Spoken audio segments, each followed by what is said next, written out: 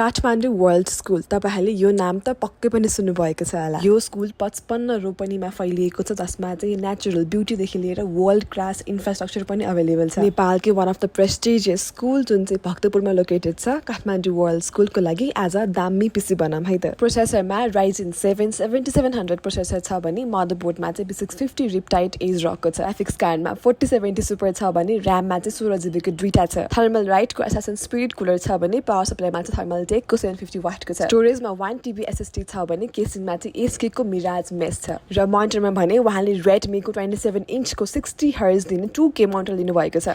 And finally उहाँलाई धेरै धेरै धन्यवाद छ पिसी मठ नेपाललाई चुज एन्ड ट्रस्ट गरिदिनु भएकोमा।